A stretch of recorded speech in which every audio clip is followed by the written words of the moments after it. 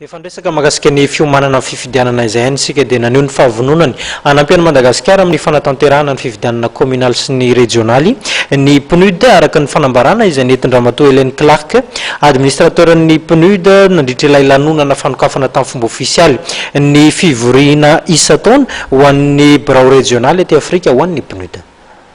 Vonina anampy ny Madagasikara ny fanatanterahana ireo fifidianana samihafa iseho eto amin'ny firenena ny PNUD na ny fandarana asa ny firenena momba ny fampandrosoana araka nambaran-dramatoa Hélène Clark administrateur ny PNUD izay mandalo eto Madagasikara amin'izao. Nanoana trano ny PNUD hoy izy teo amin'ny fanampiana ny Madagasikara hivoaka ny krizy ara-politika nisy hatramin'ny taona 2010.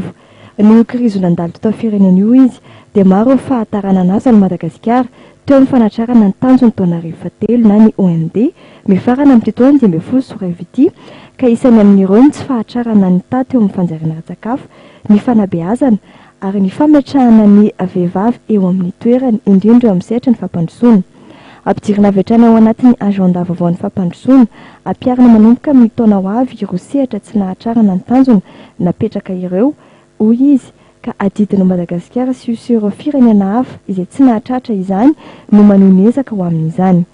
Namafisany kosa nefa fa ho sarotra ho an'ny Madagasikara ny anafaingana fanatanterahana ireo tanjony fampandrosoana ireo amin'ny ho avy raha tsy miverina fitonena ara-politika isika ka mitaky finiavana avy amin'ny malagasy mba hamondrona hery anatrarana ny agenda vaovao ny fampandrosoana izany.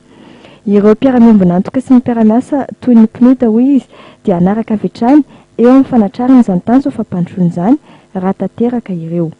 Nosokafana tamin'ny fomba ofisialy androany teto amin'ny Carleton nosy ny fivoriana isa-taona ny birao régionaly Afrika ny PNUD ahitana ireo talisaky ny firenena solotena maritra ary mpandrindra ny PNUD moa ity fivoriana lehibe ity.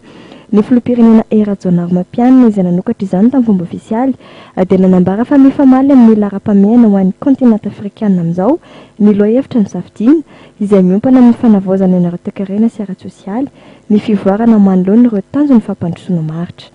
Na dia isan'ireo firenena tsisa nahatratra ny tanjony taona rehefa teo laza Madagasikara dia nanambara filoha fa vonina anatratra ireo tanjona mbola tsy tratry Madagasikara sy ireo tanjona vaovao hofaritana. Ankoatra ny fananana Madagasikara ny ireo harena voajanahary maro sy ny fananana tanora betsaka dia manao zava-dehibe ny fampiarana fitondrana tsara tatana Madagasikara.